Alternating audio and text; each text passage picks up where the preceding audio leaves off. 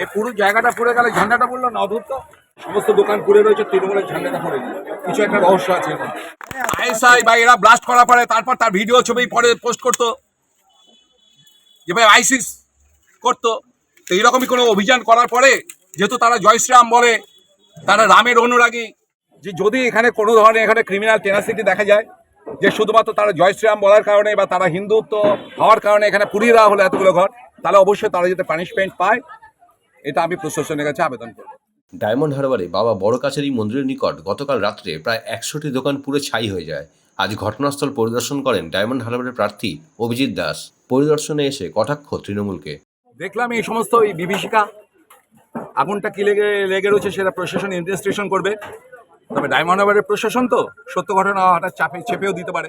আমাদের মাননীয় সাংসদ ঘুরে যাওয়ার পরেই রাত্রিবেলা এতগুলো দোকান পুড়ে গেল। সঙ্গে ওনার সঙ্গে ছিলেন শওকত বা মোল্লা, যার নাম শুনে ডায়মন্ডবাসী তো আতঙ্কে কাঁপে।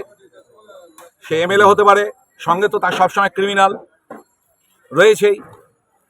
গত 5-6 বছর ধরে আমরা দেখছি, তারই কোনো লোক করেছে কিনা সেটা প্রশাসন তদন্ত করে দেখবে।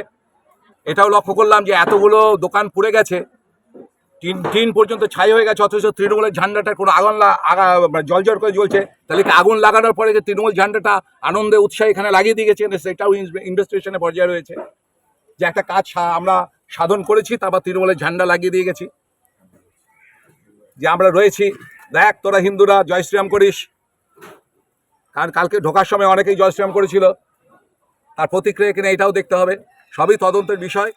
সেখানটা এগুলো হঠাৎ কিভাবে পড়লো, উনি ঘুরে যাওয়ার পরে 150 দোকান পুড়ে গেল, এটা তো আমার তো ঠিক লাগছে না। বিষয়টা আমি ছোটবেলা থেকে আগাতা কৃষ্ণ সালোকন স্কুলে খাওয়া ছেলে, কিছু তো একটা ব্যাপার আছে, ডালমে কুচকালা হয়। প্রশাসনকে পুরো নিষ্ক্রিয় করে রেখে দিয়ে ওঠে, র্যান্ডাম এখানে মিসইউজ করে যাচ্ছে পাওয়ারটা। অন্যান্যবার ইলেকশনের মতো এবার ইলেকশন হবে না, এবার আমি প্রার্থী আছি।